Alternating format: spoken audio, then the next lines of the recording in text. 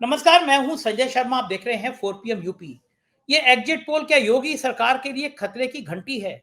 क्या ये exit poll एक नई कहानी बता रहे हैं? दैनिक भास्कर के राजनीतिक संपादक केपी मलिक का कहना है कि एग्जिट पोल बिल्कुल गलत हैं। पार्लियामेंट के चुनाव की तरह इनकी हवा निकल जाएगी, जिस तरह तब झूठा एग्जिट पोल आया था। तो क्या ये सट्टा बाजार की कहानी है, शेयर मार्केट की कहानी है? सीधा उनसे सुनवाता हूँ, चलता हूँ। आपसे रिक्वेस्ट है, चैनल को सब्सक्राइब करना और ज्वाइन करना ना भूलें। चलते हैं केपी मलिक के पास। 4 PM न्यूज नेटवर्क में स्वागत है आपका, केपी मलिक साहब। अमित शाह जी जी, ने लड्डू का धन्यवाद ऑर्डर संजय कर जी। दिया होगा। अमित शाह जी ने लड्डू का ऑर्डर कर दिया होगा। मोदी जी बड़े खुश होंगे, एग्जिट पोल में बम बम हो गई है, एनडीए की सरकार बन रही है, सारे एग्जिट पोल कह रहे हैं। मुझे तो वो वाले पार्लियामेंट वाले याद आ गए एग्जिट पोल। अब की बार 400 पार हो, सारे सारे एग्जिट पोल जो है मोदी जी को 350 400 से कोई नीचे ला नहीं रहा था। अगले दिन शेयर मार्केट धड़ाम बिल्कुल चढ़ गया ऊपर, और जब रिजल्ट आया तो शेयर मार्केट में लाखों करोड़ रुपए डूब गए और कुछ लोगों ने लाखों करोड़ रुपए बढ़ा दिए। क्या माना जाए कि ये एग्जिट पोल सही है, या ये भी शेयर मार्केट की एक नई चाल है, सट्टा बाजार की एक नई चाल है? क्या लगता है आपको? देखिए संजय जी, अगर आप एग्जिट पोल की बात करें तो एग्जिट पोल पे इसी वजह से लोगों का विश्वास उठता जा रहा है कि एग्जिट पोल जो है उसमें भी गोदी मीडिया अपना रहे हैं और उसमें भी उस तरीके से दिखा रहे हैं जो उनके मन में है, जो सरकार चाहती है वो दिखाने की कोशिश करते हैं। अब आप ये बताइए कि आज लास्ट वोटिंग हो चुका है, 14 तारीख को परिणाम आ जाएंगे। आप अधिक दिखा के क्या करेंगे? आप याद करिए उत्तर प्रदेश को, सारे जितने भी इनके चैनल थे, सारे बता रहे थे 60, 65, 70, 55 से नीचे कोई भी एग्जैक्ट पोल नहीं दिखा रहा था और हम 40 पे अड़े हुए थे। हम भी ये नहीं कहते कि 31 सीटें या 33 सीटें भाजपा की आएंगी, हम 40 पे अड़े हुए थे क्योंकि डर रहे थे। और कई सारे चैनलों के एंकरों ने और पत्रकारों ने मुझे कहा, मलिक साहब आप बहुत कम कह रहे हैं यार, कल को फिर ये होगा। अरे मैंने जो होगा देखा जाएगा। तो आज नतीजा ये है कि साले तुम्हारे चक्कर में हमने भी थोड़ा सा बढ़ा के बोल दिया, नहीं तो हम तो 30 बोल रहे थे। तो और मैं तो शुरू में आपको बताऊं संजय जी, मेरे पास जो रिपोर्ट थी वो 20 की थी और पक्की रिपोर्ट है वो 20 की। आप आज भी कर लीजिए, कोई देर नहीं हुई उत्तर प्रदेश में। उत्तर प्रदेश में जो 12-13 सीटें हैं जहां पे गड़बड़ी हुई है, अगर वो सीटें आप हटा देते हैं तो भाजपा 20 पे अटक जाती है। तो हमारे पास तो पक्के आंकड़े थे धरातल के, लेकिन फिर भी चलिए। तो इसीलिए मैं आपको कह रहा हूं कि जिस प्रकार से वोटिंग हुई है, जिस प्रकार से बिहार का पिछले 15 दिन से आप उठा पटक सारी चीजें देख रहे हैं, भारतीय जनता पार्टी को जो सबसे बड़ा नुकसान हुआ है वो नीतीश को नाराज करने से हुआ है। और नीतीश को जो फायदा हुआ है वो भारतीय जनता पार्टी से अलग होने से हो गया। नीतीश कुमार को इसमें चुनाव में मुझे फायदा होता हुआ नजर आ रहा है, जिस प्रकार से अगर एग्जिट पोल का भी थोड़ा सहारा ले लें। तो हम जो मान के चल रहे थे कि नीतीश कुमार कहीं ऐसा ना हो कि 20-25 पे अटक जाए, अब मुझे लग रहा है कि नीतीश कुमार पढ़ रहे हैं, क्योंकि बिहार की जनता में नीतीश कुमार के प्रति कोई एंटी कॉम्बेंसी मुझे दिखाई नहीं देती। जबकि भारतीय जनता पार्टी की केंद्र की जो 11 साल की एंटी कॉम्बेंसी है वो साफ झलकती है। इन्होंने कोई कोर कसर नहीं छोड़ी, डराने की, भरमाने की कोई कसर इन्होंने छोड़ी नहीं है। आप देखिए कि इन्होंने क्या किया था कि 10,000 रुपए दिए और ये रूमर चला दिया धीरे से कि जो 10,000 रुपए लिए हैं, अगर वोट नहीं दिया 10,000 तो छीनेंगे ही। कुछ और भी हो सकता है, आपका लाभार्थी अब 5 किलो राशन भी बंद हो जाएगा, आपका जो हेल्थ कार्ड है कहीं वो भी जमा ना हो जाए आपका। तो ऐसे भी इन्होंने लोगों को डराने का काम किया और कुछ महिलाएं डरी भी हैं। तो इन्होंने सारे हथकंडे अपनाए हैं, उसके बावजूद भारतीय जनता पार्टी बैकफुट पे है। और दूसरी चीज जो सबसे बड़ी मैं देखता हूं संजय जी इस चुनाव में, कि जो अगड़ी जाति का युवा था वो भी कहीं ना कहीं तेजस्वी यादव के प्रति एक सिंपैथी रखे हुए था। और वो सिंपैथी इसलिए रखे हुए था कि 1 से 1.5 साल का जो कार्यकाल उप मुख्यमंत्री के रूप में तेजस्वी का था, उसमें जो उन्होंने काम किया नौकरी देने का, एक आशा अगड़ों में भी ये थी कि वो कहीं ना कहीं कुछ ना कुछ इस तरह का करेंगे। और दूसरा, जो जो आरजेडी के उम्मीदवार थे अगड़ी जातियों के, वहां भयंकर रिजल्ट आए, वहां भयंकर उपस्थिति आपको देखने को मिलेगी, क्योंकि वो खुद अगड़े हैं, उनको अगड़ों का वोट भी मिलेगा और पिछड़े और दलित का वोट तो मिल ही रहा है। और एक हैरानी की बात हो रहा है आपको, जो मैं मुझे दिख रहा है, पिछली बार ओवैसी की 5 सीटें आई थी, इस बार ओवैसी को भी किनारे कर दिया है लोगों ने। एक सीट बड़ी मुश्किल से आती हुई दिख रही है, गारंटी आपके चैनल पर बड़ी जिम्मेदारी से बोल रहा हूं। एक सीट ओवैसी की बड़ी मुश्किल से आती दिखाई दे रही है। 5 सीटें अभी हैं, 5 में से 4 सीटों पर हारते हुए नजर आ रहे हैं ओवैसी। अगर ये परिस्थिति बिहार में है तो तेजस्वी यादव बढ़ोतरी ले रहे हैं। वो कितनी बढ़ोतरी ले रहे हैं, कहां तक जा रहे हैं, ये तो परिणाम बताएंगे। लेकिन बहुत अच्छी स्थिति में आज भी तेजस्वी हैं। थोड़ा सा राहुल गांधी ने अंत में आके जो अपनी रफ्तार कम करी और थोड़ा एग्रेसिव वो कम हो गए, जिस तरह से उन्होंने शुरू किया था, उससे कहीं ना कहीं थोड़ा सा मुझे महागठबंधन को नुकसान होता हुआ दिख रहा है कि वो और अच्छा कर सकते थे, राहुल गांधी और ज्यादा समय दे सकते थे, और बीच में जो उन्होंने जाना बंद कर दिया उसका भी नुकसान कहीं ना कहीं लगता है। तीसरा, जो चुनाव को प्रभावित करने का एक और सबसे बड़ा कारण मैं मानता हूं, जो पीके ने एक माहौल बनाया था और पीके के साथ युवा जुड़ा था, तो पीके ने ये कह के खत्म कर दिया कि मैं चुनाव ही नहीं लड़ रहा हूं। अब आप ये कहें कि सारी शादी की तैयारियां हो गई है, बारात तैयार हो गई है, और दूल्हा कह दे कि मैं बारात ही नहीं लेके जा रहा हूं, मैं शादी कर ही नहीं रहा, तो वो तो फायदा हुआ नहीं ना उस तैयारी का फिर। तो इसीलिए तेजस्वी यादव को फायदा इस चीज का मिला है कि जो पीके ने चीज तैयार की थी वो मूवमेंट हो गया तेजस्वी यादव की तरफ, और तेजस्वी को उसका बड़ा फायदा मिलता हुआ इन चुनाव में दिखाई दे रहा है। दूसरा, आप देखेंगे जिस प्रकार से वोट फीसदी बढ़ा है, हमारी आपकी कल भी बात हुई थी कि पहले चरण में जो मतदान हुआ है उससे भी बढ़ के मतदान यहाँ पे हुआ है, ऐतिहासिक है ये भी। तो मतदान का बढ़ना जताता है कि कहीं ना कहीं वोटर बहुत एग्रेसिव है, और एग्रेसिव होके वो वोट दे रहा है। और वो जो गुस्सा है वो किसके ऊपर है?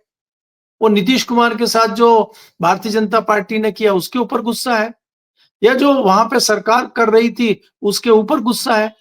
क्योंकि ये भारतीय जनता पार्टी को भी एहसास हो गया था। अगर आप मोदी जी के कुछ भाषण सुने तो वो बार बार जंगल राज, और वो ये कह रहे थे जंगल राज वाले बेटे को बिठाओगे तो वो भी जंगल राज, वो युवाओं को बताना चाह रहे थे। क्योंकि भारतीय जनता पार्टी ने भी सर्वे कराया होगा कि युवा बहुत ज्यादा एग्रेसिव होकर तेजस्वी के साथ आ गया है, उसको कैसे तोड़ा जाए ये कोशिश खुद प्रधानमंत्री ने अपने भाषणों में की है, और वो अंत में तोड़ नहीं पाए उसको, क्योंकि हर चीज में बहुत देर हो चुकी थी जब तक इन्होंने मोर्चा संभाला। अब अंत में इन्होंने कोशिश की 2 दिन पहले कि नीतीश कुमार को किसी तरह संभाल लें, उनको भी नहीं संभाल पाए। तो बहुत सारी चीजें हैं इस चुनाव में जो दिखाई देती हैं। एग्जिट पोल की अगर हम बात करें, भले ये कुछ भी दिखाते रहे, लेकिन इन एग्जिट पोल पे हमें विश्वास नहीं है। जो नतीजे आप 14 तारीख को देखेंगे वो इन एग्जिट पोल से अलग दिखाई देंगे आपको। जी। अच्छा केपी मलिक साहब, आपको ज्ञानेश कुमार की क्षमताओं पे सवाल क्यों खड़े कर रहे हैं आप? ज्ञानेश कुमार हैं, वोट चोरी का खेल है, तो अगर ज्ञानेश कुमार जी का हुनर सामने आ गया, उनके हाथ से पत्ते निकल गए, ज्ञानेश कुमार जी ने पत्ते फेंट दिए होंगे, तो रिजल्ट फिर ऐसे आ ही जाएंगे। तो आपको ज्ञानेश कुमार के हुनर पे कोई शक है क्या? नहीं, हमें ज्ञानेश जी के हुनर पे कोई शक नहीं है, हमें तो राजीव जी के हुनर पे भी शक नहीं था, लेकिन वो शक के दायरे में आ गए थे। और आपने देखा था, मैंने जिक्र किया अभी उत्तर प्रदेश के लोकसभा चुनाव का, राजस्थान के लोकसभा चुनाव का मैंने जिक्र किया, जहां भारतीय जनता पार्टी को सबसे ज्यादा नुकसान हुआ था। तो उनकी जो ज्ञानशीलता थी वो कहाँ चली गई थी राजीव जी की? तो जैसे वो फेल हो गए थे, कई जगहों पे आपको ज्ञानादेश भी फेल होते हुए दिखाई देंगे। तो जब ज्ञानादेश फेल होंगे, ज्ञानादेश हो चाहे कोई भी अधिकारी हो, नौकरशाह हो, मैं पहले भी कह चुका हूं कि एक लिमिटेड फील्ड में, एक लिमिटेड क्षेत्र में, एक लिमिटेड में एरिया में काम कर सकते हैं, एक दायरे में काम कर सकते हैं। आप काले को सफेद नहीं कर सकते। मैंने आपको कहा कि वोटिंग में अगर बहुत ज्यादा अंतर है तो उसमें आप हेरा फेरी नहीं कर सकते, उसमें चाह के भी आप कोई गड़बड़ी नहीं कर सकते। छोटा मोटा अंतर हो वहां आप कुछ ना कुछ कर सकते हैं, नौकरशाह कर देता है। लेकिन जहां पब्लिक बहुत ज्यादा एग्रेसिव हो और पब्लिक आपके सामने खड़ी हो, तो वहां किसी नौकरशाह की ऐसी हिम्मत पड़ जाए, मुझे ऐसा नहीं लगता। कई जगहों पे आप कोशिश कर सकते हैं, कई जगह आप सफल हो जाएंगे जहां बहुत ज्यादा लोग इसमें ना घुसे हुए हों, लेकिन जहां पब्लिक बहुत ज्यादा एग्रेसिव हो वहां इस तरह की चीजें करना बहुत मुश्किल है। और मुझे नहीं लगता कि बिहार में इस तरह से चीजें होंगी, क्योंकि बिहार की जनता, बिहार का वोटर और बिहार का जो कैंडिडेट है वो बहुत ज्यादा एग्रेसिव है, और वो लाठी लेके पोलिंग बूथ पे खड़ा हुआ है। आपको याद होगा कुछ दिन पहले एक वीडियो भी डाली थी, वो किसने डाली थी? वो भी तो वहां पे जो पहरेदारी कर रहे हैं, निजी वोटर हैं, निजी उम्मीदवार के जो लोग हैं, उन्होंने ही वो वीडियो डाली थी कि स्ट्रांग रूम में कैसे कार आ रही है, कैसे जा रही है, कैसे सीसीटीवी बंद हो गया, तो वो कहाँ से आ गई? तो अगर इतना एग्रेसिव लोग हैं, तो ऐसी जगहों पे कोई भी गड़बड़ी करना मुझे लगता है इतना आसान नहीं। जी। चलिए, मैं मान लेता हूँ कि थोड़ी देर को कि ज्ञानेश कुमार का हुनर नहीं चल पाया। अब इस संभावना पर विचार करते हैं कि ये एग्जिट पोल सही आते हैं, एनडीए की सरकार बन जाती है। थोड़ी देर को इस पे विचार करता हूँ। तो मैं जानना चाहूंगा फिर देश की राजनीति पे इसका क्या असर पड़ेगा? योगी आदित्यनाथ की कुर्सी पर इसका क्या असर पड़ेगा? देखिए संजय जी, अगर ये चीजें होती हैं, तो देश की राजनीति हो चाहे देश के आमजन की बात हो, कहीं न कहीं सियासी दलों के और इस तरह की चीज़ों से लोगों का विश्वास उठेगा और ये होगा कि सरकार जब भाजपा को बनानी है, तो वोट डालने की कोई ज़रूरत नहीं है। सरकार बननी है, अपने आप बन जाएगी। वोटिंग मशीन में भी वोट अपने आप आ जा रहे, सब काम अपने आप हो ही जा रहा है। तो फिर क्या ज़रूरत है तकलीफ करने की, क्या ज़रूरत है अपना दिमाग खराब करने की? अरे भाई, आप देख रहे हैं ना कि ज़रा-सा कुछ रेलवे में हो जाता था, रेलवे इतना बड़ा मंत्रालय है, लोग इस्तीफ़ा माँगने लगते थे रेल मंत्री का। पीछे इतनी बड़ी घटना हुई है, किसी एक आदमी ने रेल मंत्री का इस्तीफा माँगा है क्या? आप ये बताइए, इतनी बड़ी घटना हो गई है, कल शाम को 24 घंटे होने को आए हैं अभी। प्रधानमंत्री जी के कार्य जब ये मुख्यमंत्री थे गुजरात के, ऐसी एक घटना मुंबई में हुई थी और मुख्यमंत्री सारा गुजरात का काम छोड़ के मुंबई पहुँच गए थे। और क्या किया था उन्होंने मुंबई में जाके मीडिया को बताया था, कहाँ मर गई है सरकार? क्या कर रही है सरकार? मैं होता तो ये कर देता। आज कोई मुख्यमंत्री या कोई मंत्री बोल सकता है आके कि दिल्ली में क्या हो रहा है? दिल्ली की मुख्यमंत्री कहाँ है? दिल्ली के प्रधानमंत्री कहाँ हैं? कोई पूछ सकता है? वो तुरंत देशद्रोही हो जाएगा। देश में इतनी बड़ी घटना हो गई है और देश के नागरिक जानना चाहते हैं कि आगे आपकी क्या प्रक्रिया है? आप आगे क्या करने जा रहे हैं? क्या रोड मैप है? क्यों ये घटना हुई? इसके पीछे कौन है? और प्रधानमंत्री जी भूटान में जो है रात्रि भोज और जन्मदिन की शुभकामनाएँ दे रहे हैं, ले रहे हैं और उसकी जो है एनर्जी डील कर रहे हैं। कोई पूछने वाला है? कोई कहने वाला है? सवाल कोई पूछेगा? जो सवाल पूछेगा उसी को घेर लेंगे लोग। तो जहाँ इस तरह की चीज़ें हो जाए, वहाँ लोगों का फिर विश्वास उठ जाता है। तो भारत की राजनीति पे यही होगा कि लोग कह देंगे इनको तो जीतना ही, हम जाएँ ना जाएँ, हम वोट डालें ना डालें, हम कुछ करें ना करें, हमारा नाम वोटर लिस्ट में हो ना हो, जीतना तो इन्हीं को है। तो तकलीफ क्या करनी, फिर अपना काम करो, छुट्टी एन्जॉय करो। जी। अच्छा, मुझे बताइए कि अगर ये एग्जिट पोल सही हैं, तो योगी की कुर्सी को खतरा है? जो बात चल रही थी कि अगर बिहार में एनडीए की सरकार आई, तो उत्तर प्रदेश में कुछ प्रयोग हो सकता है, उत्तराखंड के मुख्यमंत्री हटाए जा सकते हैं। आपको लग रहा है कि अगर ये सरकार एनडीए की आती है, तो इसकी गाज उत्तर प्रदेश और उत्तराखंड के मुख्यमंत्री, जो दोनों क्षत्रिय समुदाय से आते हैं, इनको हटाया जा सकता है? क्या लगता है आपको?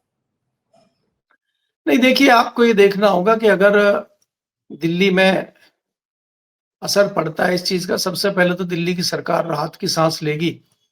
क्योंकि पटना में भाजपा की सरकार बनना, नीतीश कुमार की सरकार बनने का मतलब है कि दिल्ली की कुर्सी कुछ दिन के लिए फिर सुरक्षित हो गई है।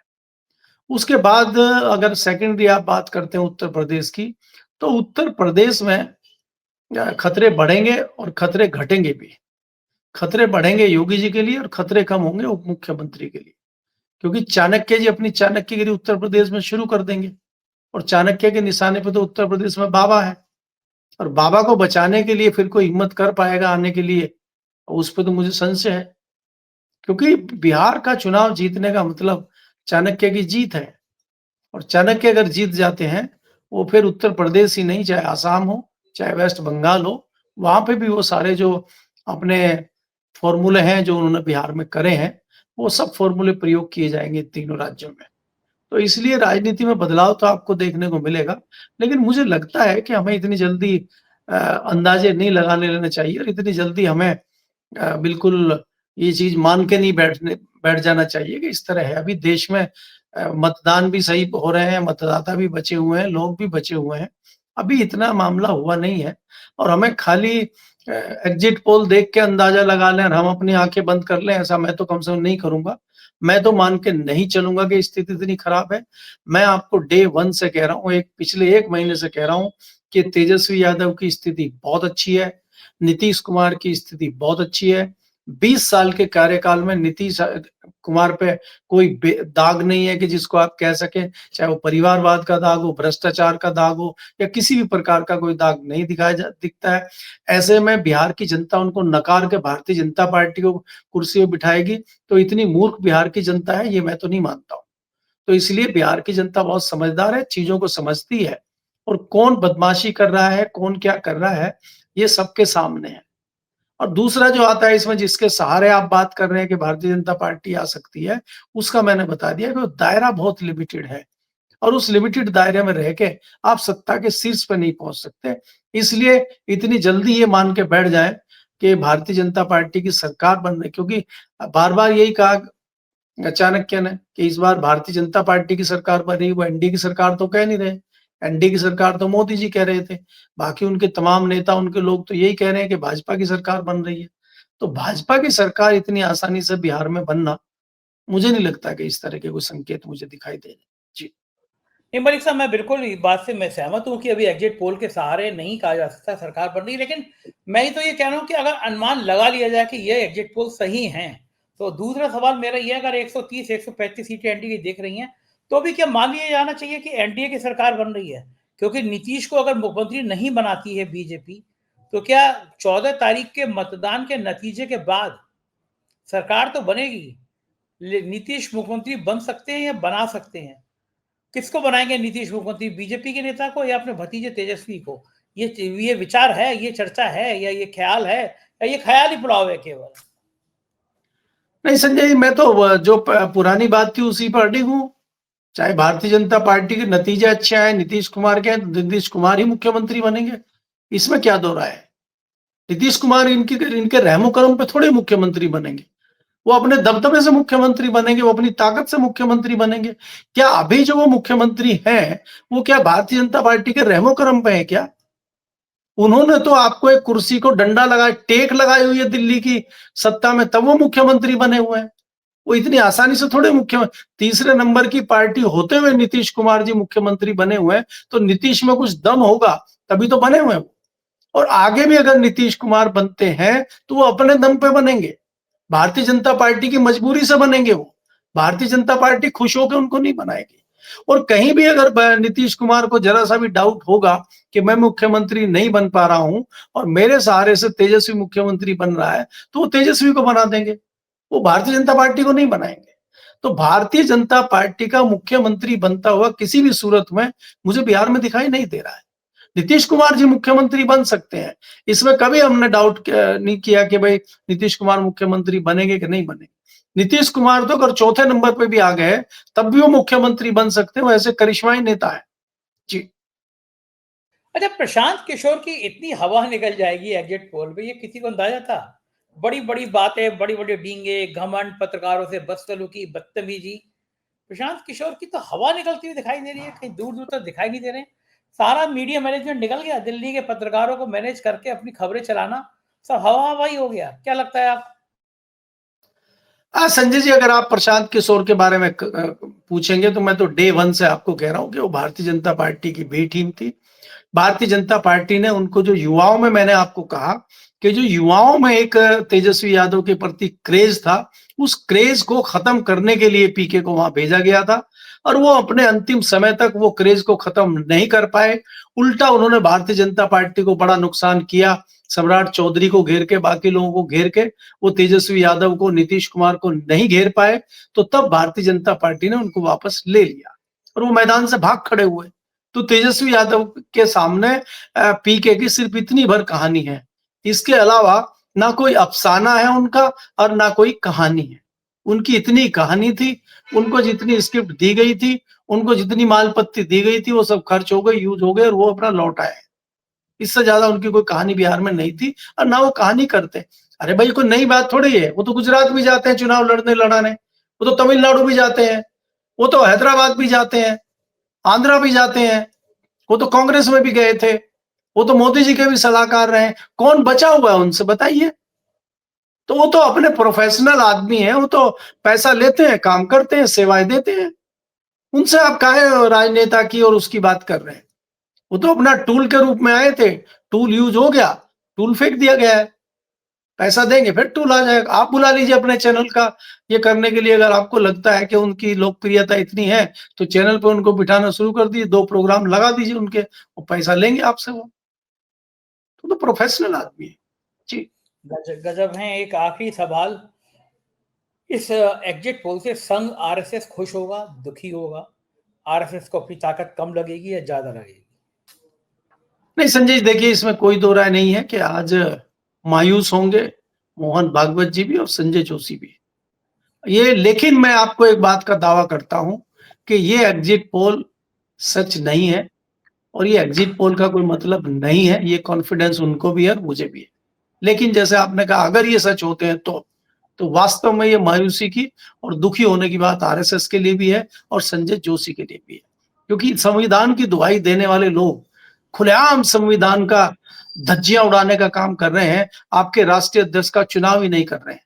अगर ये किसी दूसरे सियासी दल के साथ होता तो ज्ञानादेश कब का निकल चुका होता, उस पर जिस पर शेर छाप बना रहता और ऊपर निर्वाचन आयोग की चिट्ठी पहुंच चुकी होती और उनकी पार्टी की जो मान्यता है वो खत्म हो चुकी होती। लेकिन यहाँ तो ज्ञानादेश इधर देखता ही नहीं है भारतीय जनता पर, वो तो कमल को देखते ही डर जाता है, तो इनको फर्क नहीं पड़ता है। आप बताइए भाई, आप संविधान की धज्जियां उड़ा रहे हैं कि नहीं उड़ा रहे हैं? क्यों नहीं आप राष्ट्रीय अध्यक्ष बना रहे हैं? ये तो कानून में चुनौती देने वाली बात है। सीधे सीधे आप संविधान की धज्जियां उड़ा रहे हैं, लेकिन पूछे कौन, करे कौन? ज्ञानादेश जी की इतनी हिम्मत है? जी बिल्कुल ठीक कह रहे हैं केपी मलिक साहब, बहुत बहुत शुक्रिया, आपने मुझे इतना समय दिया, बातचीत की, थैंक यू सर। यदि केपी मलिक जी पूरी बातचीत आपने सुनी, कैसी लगी बातचीत बताइएगा जरूर। शुक्रिया, थैंक यू।